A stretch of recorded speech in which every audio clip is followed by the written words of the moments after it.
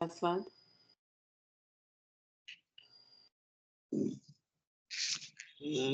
સચ્ચિદાનંદ રૂપાય વિશ્વોત્પત્યાદિ હેતવે તાપત્રય વિનાશાય શ્રી કૃષ્ણાય વયમ નમઃ.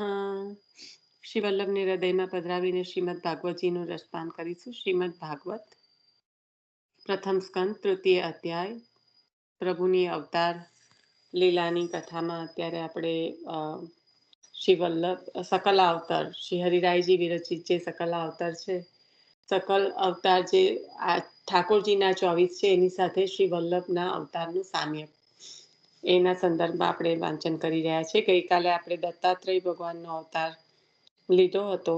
હવે આગળ વધીએ એ પહેલાં આમાં થોડુંક વૈષ્ણવો પધરાઈને આચાર્ય ચરણનું નામ અને દત્તાત્રેય ભગવાનનું જે પ્રાકટ્યનું પ્રયોજન એ લઈને પછી આગળ વધીએ. બરાબર?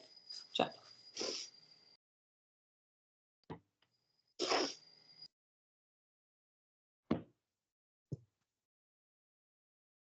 દત્તાત્રેય ભગવાને પ્રહલાદજીને આન્વીક્ષી વિદ્યા નું વર્ણન કરીને જુદા જુદા પ્રકારનો ઉપદેશ સમજાવ્યો છે.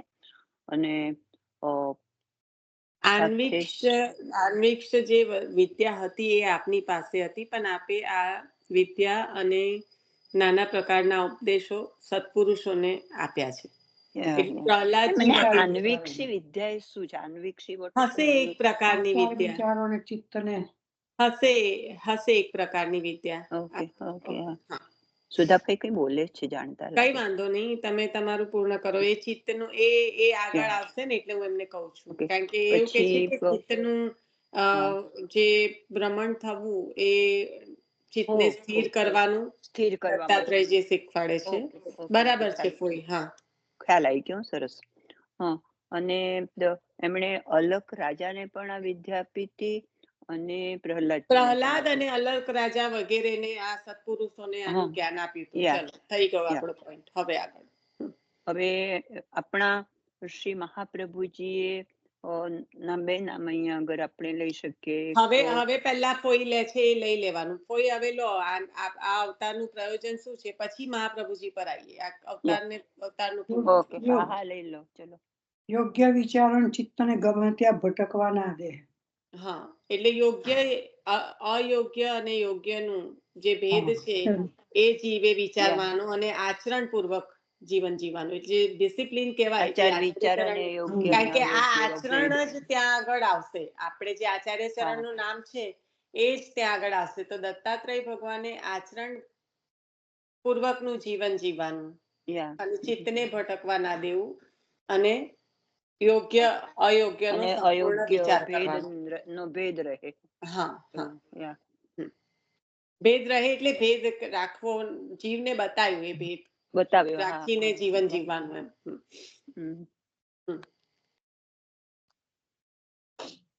હવે લો આચાર્ય ચરણનું, કારણ કે આના સંદર્ભ આ લીધું ને તો જ એ નામ પેલું સાર્થક થશે. ભક્ત્યાચારોપદેશાર્થ છે તો આચરણ જે દત્તાત્રેય ભગવાને પ્રકટ થઈને બતાવ્યું એ જ આચાર્ય ચરણે પણ બતાવ્યું છે. એટલે આ નામ ત્યારે જ સંગત થાય ને એટલા માટે ખાસ. એટલે એ વખતે એવું હતું કે બધા આચાર વિચાર એમ કે અદ્રશ્ય થઈ ગયા હતા, લુપ્ત થઈ ગયા હતા. એટલે મહાપ્રભુજી નું નામ ભક્ત્યાચારોપદેષ્ટા. એટલે એમણે ભક્તિના આચાર વિચારનું બધાને દર્શન કરાવ્યું છે. અને બીજું પહેલા તમે નામ લીધા વગર વિવરણ જ લો તો જ તમને ખ્યાલ આવશે. તમે નામ સરખું નથી બોલ્યા, પણ નામ લીધા વગર પહેલા ખાલી વિવરણ જ લો ને કે આચાર્ય ચરણે શું કર્યું, એટલે નામ તો ઓટોમેટિક આવી જશે. એમણે ભક્તિના આચારના માટે ઉપદેશ આપ્યો અને અનેક ગ્રંથોને નિરૂપણ કર્યું છે. જે નાના પ્રકારના ગ્રંથો લખ્યા. બરાબર ને? ભક્તિના આચરણના સંબંધે. બરાબર. હવે નામ બોલો, હવે તમને ખ્યાલ આવશે. એટલે કે ભક્તિના આચાર વિચાર, ભક્ત્યાચારોપદેશાર્થો. એટલે ના હજી નામ અધૂરું રહ્યું બેન. નાના વાક્ય નિરૂપક બંને સાથે. નાના નાના પ્રકારનો વાક્ય. ઉપદેશ આપ્યો ને. નાના જુદા જુદા પ્રકારનો ઉપદેશ આપ્યો છે એમને. આ જ છે. આપણે જ્યારે નામ ના લેતા હોય નામાવલી, પણ આપણે જ્યારે પાઠ બોલતા હોય ત્યારે આ જ વસ્તુ છે કે જે ધ્યાનમાં રખાય કે ભક્તાચારોપે દેશાર્થ નાના વાક્ય નિરૂપક વી Yeah. Put it separately. એટલે અત્યારે પણ તમને સેપરેટ થઈ ગયું તમારે. Yeah. You didn't take it as a one name, right? અને આ તમે તો બોલ્યા એટલે બાકી બધાને નથી બોલતા તે પણ આ જ કરી રહ્યા છે. તો આપણે જ્યારે નામ બોલીએ, ચાહે પુરુષોત્તમ નામ સહસ્ત્ર હોય કે અષ્ટોત્તર શતનામ, ખબર છે પેલું પણ મેં એક્ઝામ્પલ આપ્યું હતું કે સહસ્ત્ર વક્તા ભક્ત પરાયણ. સહસ્ત્ર નામ તો વક્તા એ સાથે આવે, પણ એ સાથે આવવાની જગ્યાએ આપણે જ્યારે પાઠ બોલીએ ને ત્યારે વક્તા ભક્ત પરાયણ થઈ જાય છે, રાઈટ? એટલે નામ આખું બે નામમાં બંને નામનો અર્થ જતો રહેશે. એટલે અહીંયા પણ એવું છે, ભક્તાચારોપદેશાર્થ નાના વાક્ય નિરૂપક. તો જ્યારે બોલીએ ને ત્યારે કોન્સ્ટન્ટ માઇન્ડમાં રિમાઇન્ડર આપવાનું કે આ નામ હું બોલું ગમે તે રીતે પણ છે એક જ. પછી બીજું નામ હતું કે શ્રી કૃષ્ણ હાર્દવીત. તો શ્રી મહાપ્રભુજી પોતે શ્રી કૃષ્ણના હૃદગત ભાવોને જાણતા હતા ને? એ પ્રસંગ સાથે લો, કારણ કે એ પ્રસંગ હતો ને, એટલે પ્રસંગના સંદર્ભમાં નામ આપ્યું હતું. બીજું કોઈ કરો ને, ટીમ વર્ક કરો, કોઈ લેતું નથી વચ્ચે. ચાલો, એટલે પેલું રાધા કુંડમાં જે સ્વામીજી માન કરીને બેઠા હતા ત્યારે એમણે માન છોડાવી, કરીને બિરાજ્યા હતા ત્યારે માન છોડાવી અને પછી શ્રી કૃષ્ણ એટલે યુગલ સ્વરૂપનું એમણે સ્થાપન કર્યું, યુગલ સ્વરૂપને પધરાવ્યા છે. એટલે શ્રી કૃષ્ણ હાર્દવીત, કૃષ્ણના હૃદયને જાણવા વાળા, હૃદયના ભાવોને જાણવા વાળા. અને આજી જે પેલું જ હતું એ કોઈ વચ્ચે બોલતું પણ નથી કે બાસી પેલું છૂટી ગયું, બોલાય તો યાદ આવે, કોઈ લેતું હોય. હવે નાના પ્રકારના ઉપદેશો નાના પ્રકારના ગ્રંથો લખ્યા, એમાં શું આવ્યું એ પહેલા લેવાનું ને પછી આ શ્રી કૃષ્ણ હાર્દવીત આવે. તો નાના પ્રકારના ગ્રંથોમાં શું આવ્યું હતું? દામોદરદાસ સંસારજીને સિદ્ધાંત રહસ્ય કરાવ્યું. હા, બરાબર. નવરત્ન. હા, પદ્મદાસ દાસને ગોવિંદ દુબે ને નવરત્ન એ બોલ્યા બાસી. પછી બોલા મિશ્ર હશે ને? પદ્મદાસ દાસને ભગવતાર્થ નિબંધ. અને બોલા મિશ્રને કયો ગ્રંથ? કૃષ્ણાશ્રય. અને આપણે બીજા એક લીધા હતા ભગવત રાણા વ્યાસ ચતુશ્લોકી. એમના માટે ચતુશ્લોકી. બરાબર.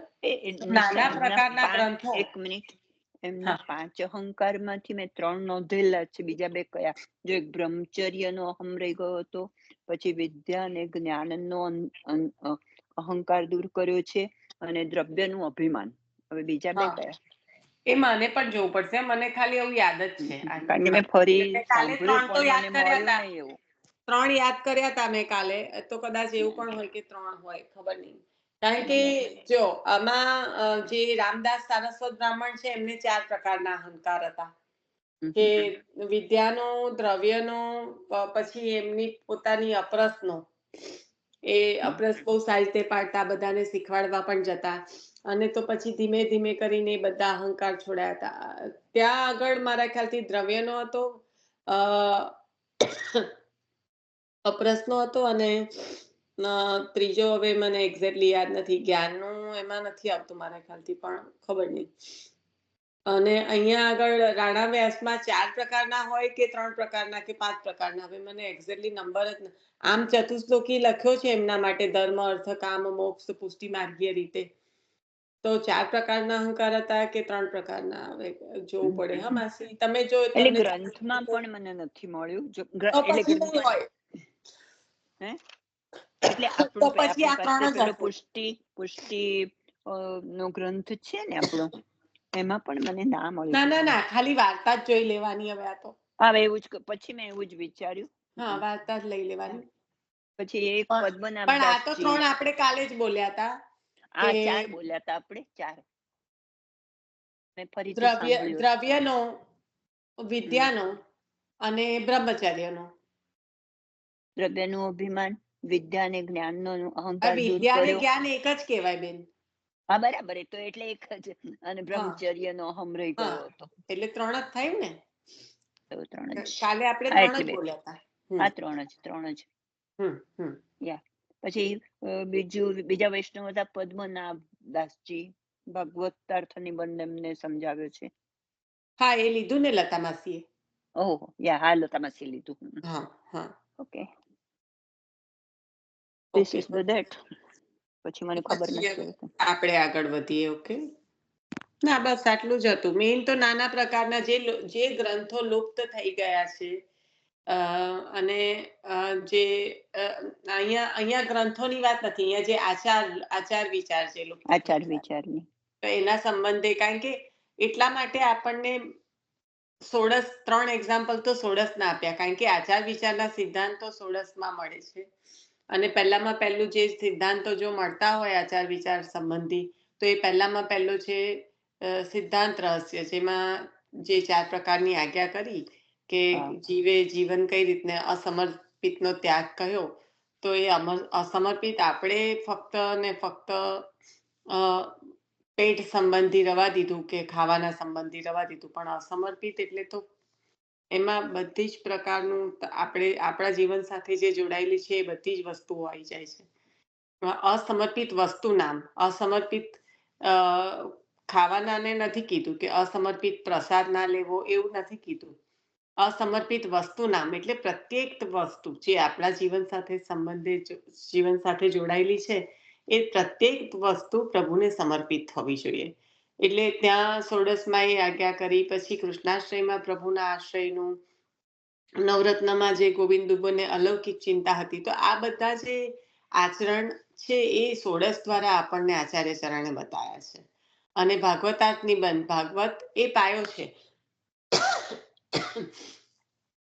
અને આપણે જોયું કે શ્રી સુબોધિનીજી અને શ્રી ભાગવતાર્થ નિબંધ, અને એટલે શ્લોકને, શબ્દને કયા કયા પ્રકારે ભાગવતજીનું જે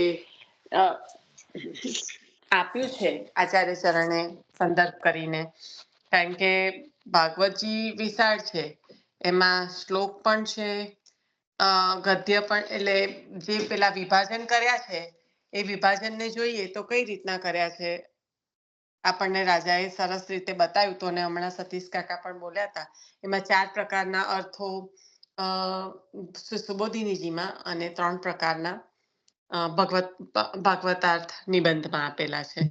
તો એ સંદર્ભમાં આપણે જોઈ ગયા. હવે આગળના અવતારમાં આગળ વધીએ.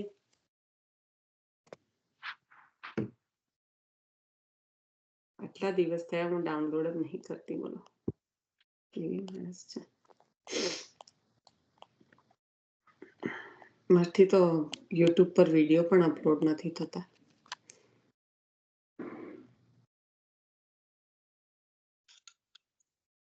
જય શ્રી કૃષ્ણ.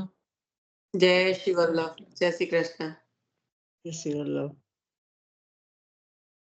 ઓકે, આગળના એમાં આગળ વધીએ છીએ. હવે નામમાં, નામ એટલે આગળના અવતારમાં નારાયણ અવતાર. હા, સુયજ્ઞ નારાયણ. ચલો, સુયજ્ઞ નારાયણ અવતારને યાદ કરી લો. નારાયણ અવતાર એક જ ને બકા? નર નારાયણ ગયું અને આ સુયજ્ઞ. હા, પણ આ તો પેલું આગળ નર નારાયણ પણ ગયું ને, એટલા માટે બોલી. સુયજ્ઞ પાપાને સંયમી તે સુયજ્ઞ નારાયણ નું પ્રયોજન જરાક બોલી જાવ, યાદ આવી જાય પછી. પાપાને સંયમી છે ને, એ નર નારાયણ. હા, અને સુયજ્ઞ નારાયણ ને નર નારાયણ બે જુદું બકા?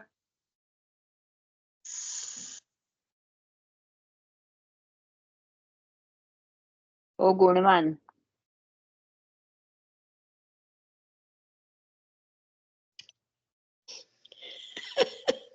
ભગવતી બેન મને પણ નથી ખબર ગુણવાન કોને કહો છો? આ સુયજ્ઞ ને સુયજ્ઞ નારાયણ એ કોણ? એમણે એ યજ્ઞાવતાર ગણાય છે. મેં તો આમાંથી જ વાંચ્યું છે, મને ખબર નહોતી. અને મન્વંતરનું એમણે રક્ષણ કર્યું છે એમણે એમના પુત્રોએ. એમાંથી ના વાંચશો, એમાંથી વાંચીશું પછી આપણે. Let everybody remember. હું જાણતી જ નથી એમના વિશે કશું. હો હંસાબેન. ઓકે. પણ આપણે બધી બહુ જ વાર લીધું છે, એટલે let everybody try to remember at least.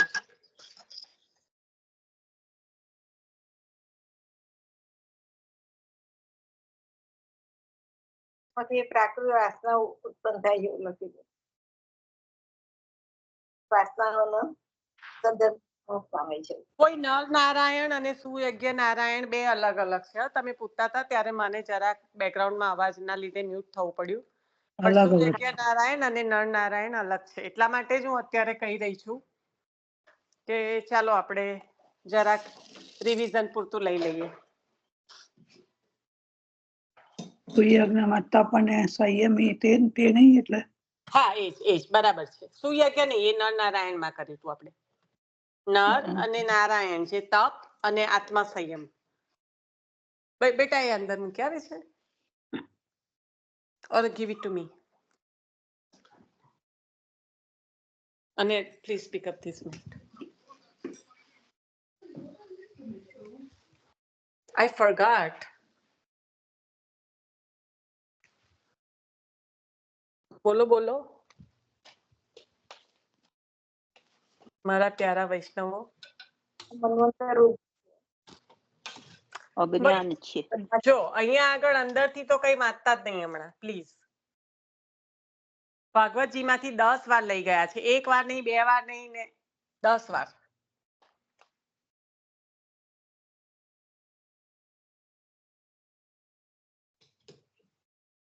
કે સુયજ્ઞ નારાયણ અવતાર યાદ છે ખરો? પહેલા એ કહો. યજ્ઞનું જે ફળ હોય તે અર્પણ કરી દેશે એવી રીતનું કંઈક હોય છે, રાઈટ? હા, બરાબર છે. કોણે અર્પણ કરી દેશે? યજ્ઞ કોણ કરે? યજ્ઞ કોણ કરે? બ્રાહ્મણ કરે અને ક્ષત્રિયને ફળ અર્પણ કરે. હા, મુખ્ય આ જ છે. એટલે પોતાની પાસે જે શ્રેષ્ઠ છે એ બીજાને આપવું. ખ્યાલ આવ્યો? આપણે કઈ યજ્ઞ કરવા નથી જવાના, પણ આમાંથી આપણે જીવોને શું લેવાનું છે કે બધા યજ્ઞ નથી કરી શકતા, પણ એટલું બધા બ્રાહ્મણને જ લાગુ નથી પડતું. આ કરીને પ્રભુએ બતાવ્યું કે પોતાની પાસે જે શ્રેષ્ઠતમ છે એના માટે ઉદ્યમ કર્યો.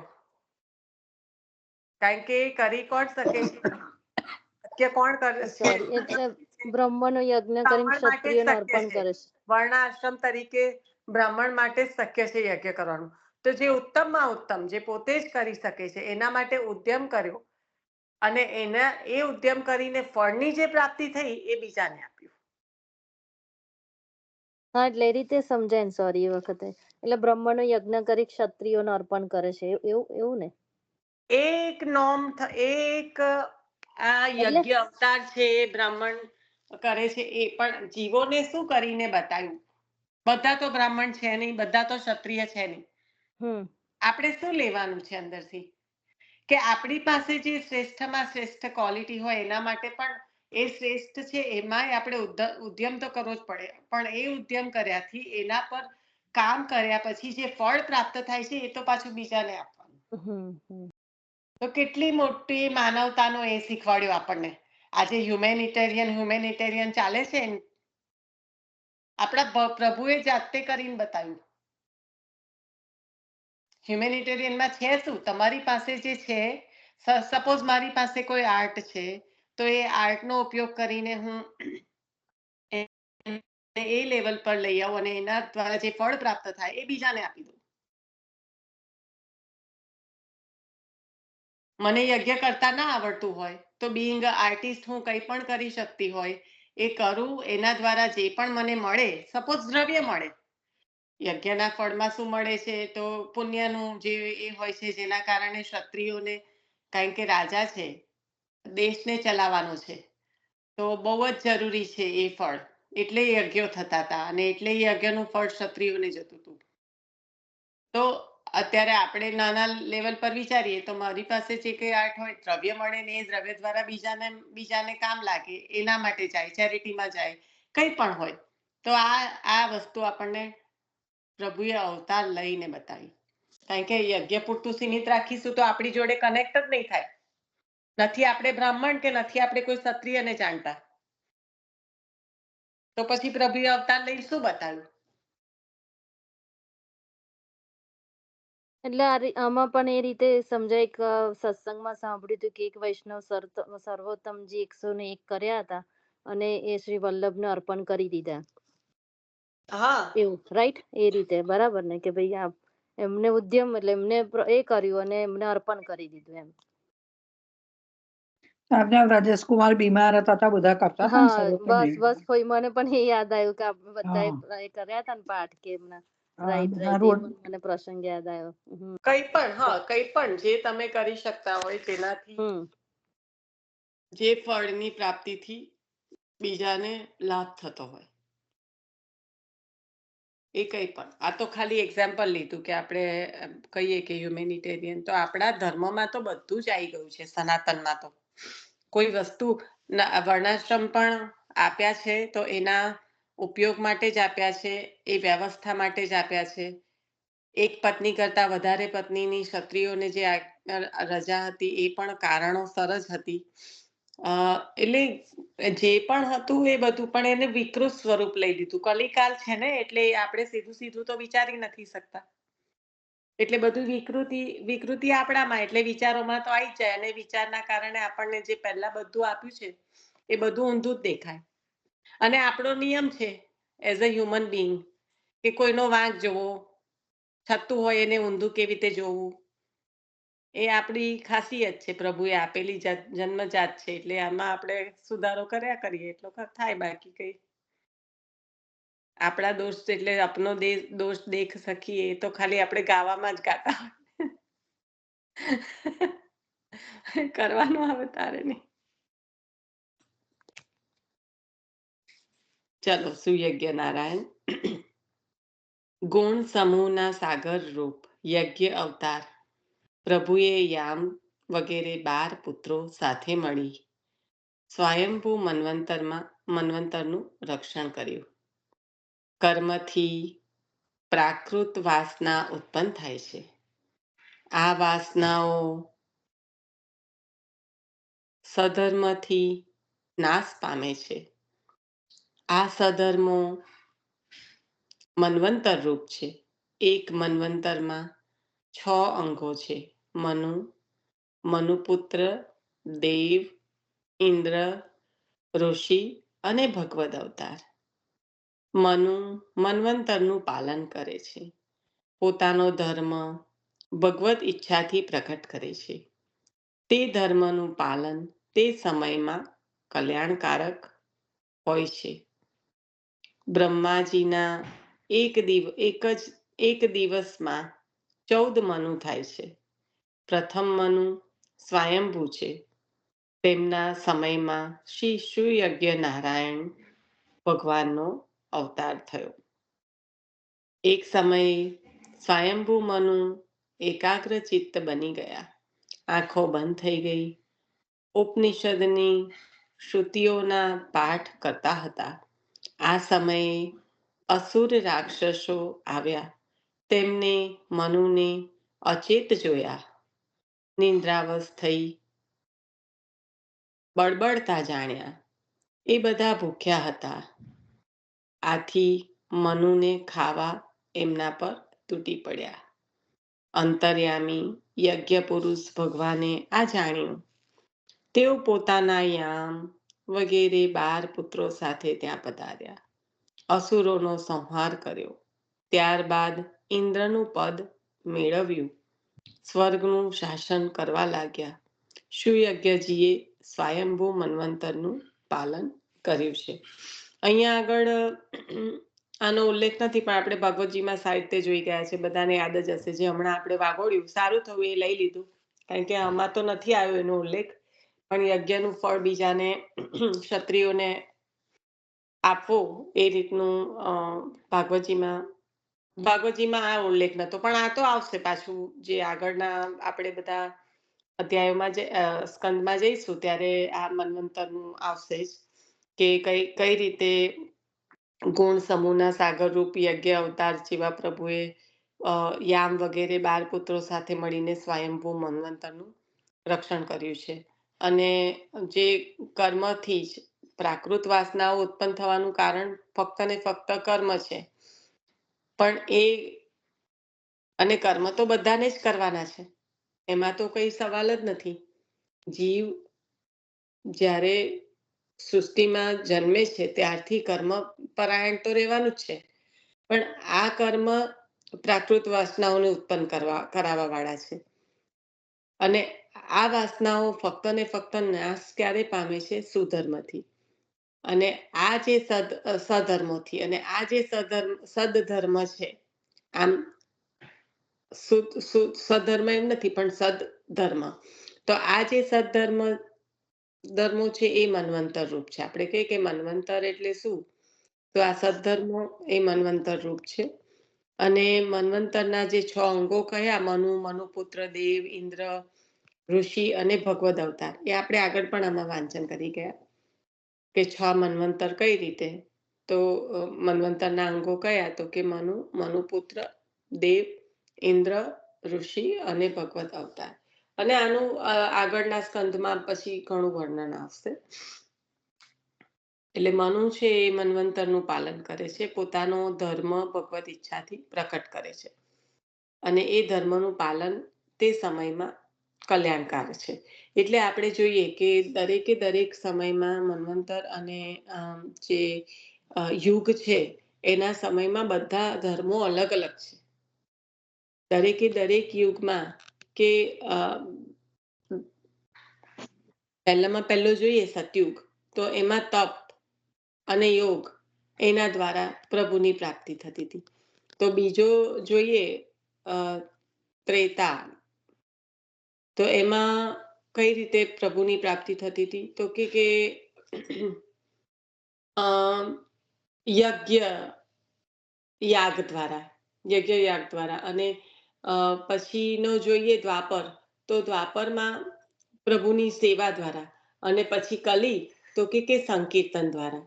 તો આ રીતના દરેક યુગમાં જે કલ્યાણકારી જે છે એ બદલાતું હોય છે, એ ધર્મ બદલાતો હોય છે. એટલે જે ધર્મનું જે સમયમાં પાલન થાય એ પ્રમાણે. તો અહીંયા આગળ કહ્યું કે મનુ છે તો પોતાનો ધર્મ ભગવદ ઈચ્છાથી પ્રકટ કરે છે. મન્વંતરનું પાલન કરે છે, પોતાનો ધર્મ પ્રકટ કરે છે, અને એ ધર્મનું પાલન એ સમયમાં એ મન્વંતરમાં કલ્યાણકારક હોય છે. અને બ્રહ્માજીનું તો આગળ કેલ્ક્યુલેશન તો આવશે જ, કે બ્રહ્માજીનો એક દિવસ એટલે શું, અને એક દિવસમાં 14 મનુ થાય છે. અને પ્રથમ મનુ સ્વયંભૂ છે, તેમના સમયમાં આ અવતાર સુયજ્ઞ નારાયણનો થયો છે. અને પછી જે આખી કથા જોઈ કે સ્વયંભૂ મનુ એકાગ્ર ચિત્ત હતા, રાક્ષસો ખાવા આવ્યા, અને એના કારણે એમના રક્ષણ માટે યજ્ઞ પુરુષ પ્રભુએ પોતાના 12 જે પુત્રો છે એની સાથે પધાર્યા અને એમનું રક્ષણ કર્યું, અને ઇન્દ્રનું પદ મેળવીને સ્વર્ગનું શાસન કર્યું. અને સુયજ્ઞજીએ સ્વયંભૂ મન્વંતરનું પાલન કર્યું છે. શ્રી મહાપ્રભુજીમાં સુયજ્ઞ સામ્ય. હાલમાં શ્વેતવરાહ કલ્પ છે. સ્વયંભૂ વગેરે 6 મન્વંતરો વીતી ગયા છે. શ્રી મહાપ્રભુજી પ્રગટ્યા છે. શ્રી ગોપીનાથજી અને શ્રી ગુસાઈજી એમ 2 પુત્રો થયા, પૌત્ર પણ થયા. આ બધા સ્વરૂપોએ આસુર જીવોને દૂર કર્યા છે. આસુરી દૈવી સૃષ્ટિને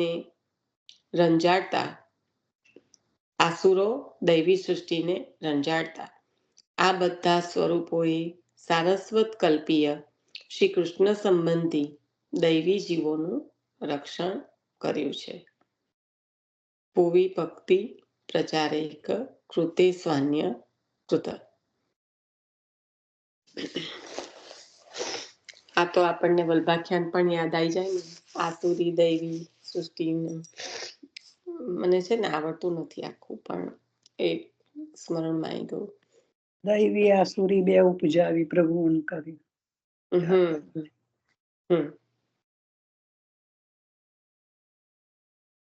તો હાલમાં તો આ જે 6 મન્વંતર તો વીતી ગયા છે, સ્વયંભૂ વગેરે, પણ જે શ્વેત વરાહ કલ્પ છે તો એમાં આપ પધાર્યા, આપના 2 પુત્ર અને આપના વંશજો એટલે કે પૌત્રો પણ. તો આ બધા સ્વરૂપોએ શું કર્યું? તો આસુરી જીવોથી દૈવી જીવોની રક્ષા કરી છે.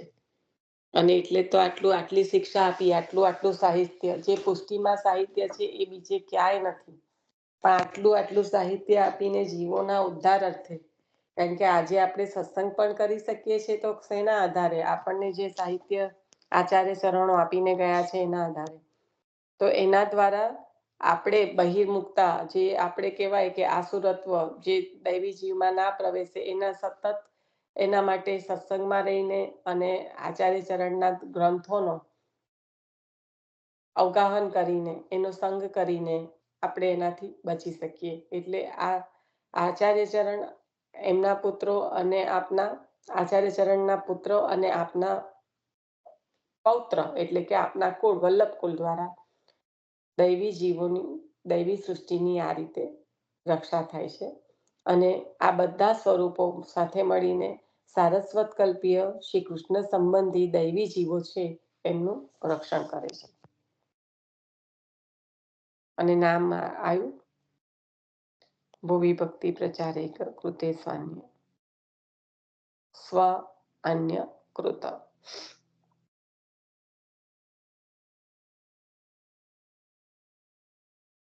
હવે ઋષભદેવજીનો અવતાર. શ્રી ઋષભદેવજી એ પરમહંસ ધર્મવાળા છે.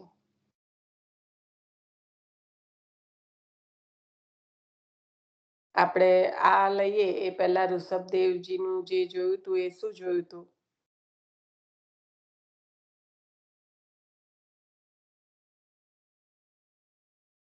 ભાગવતજીમાં મુખ્ય તત્વ, કારણ કે એમાં તો બહુ ટૂંકાણમાં જ હતું, 2 લાઈનમાં જ હતું કે આ અવતારનું પ્રયોજન જીવને આ બતાવવા માટે છે. તો ઋષભદેવજી દ્વારા શું બતાવે છે જીવને?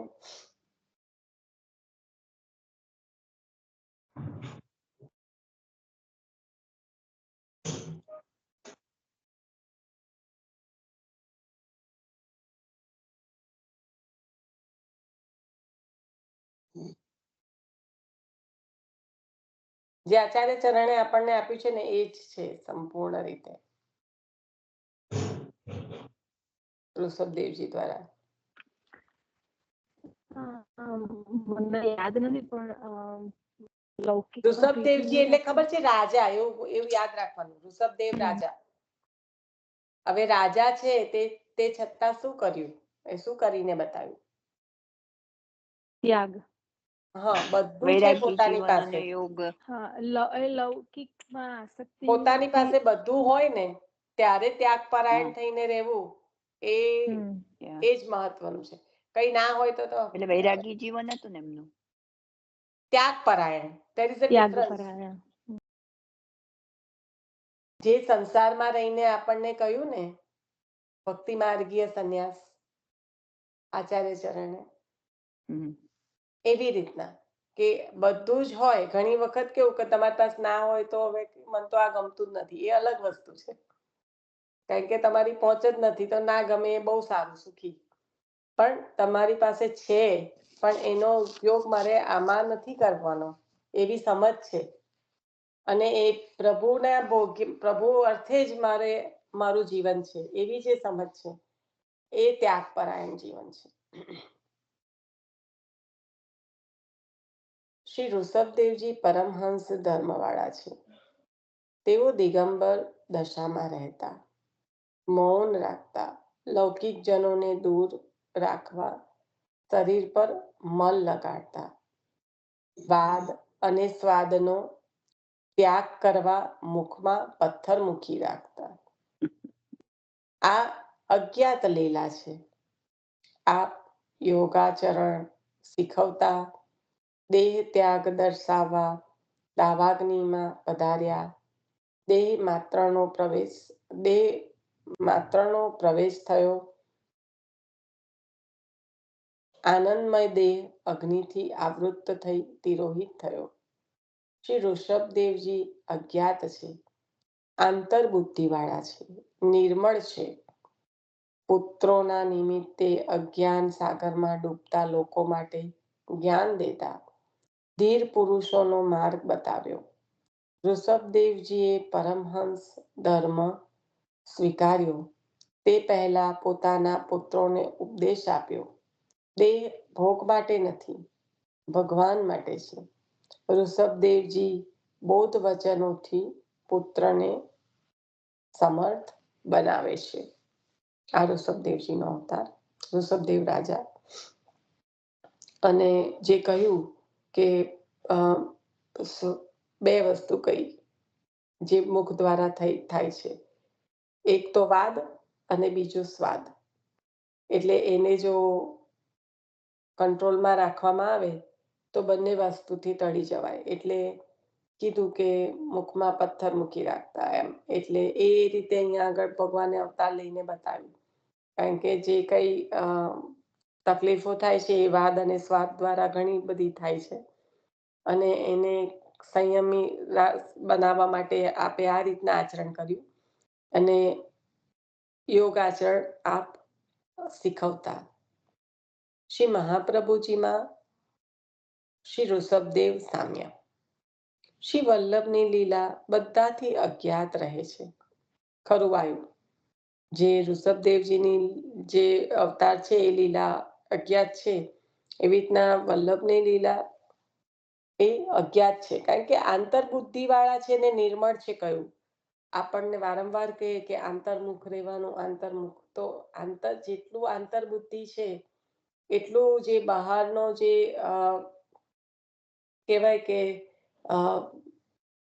આસુરત્વ એ પ્રવેશવાનો શક્ય ઓછું રહે છે.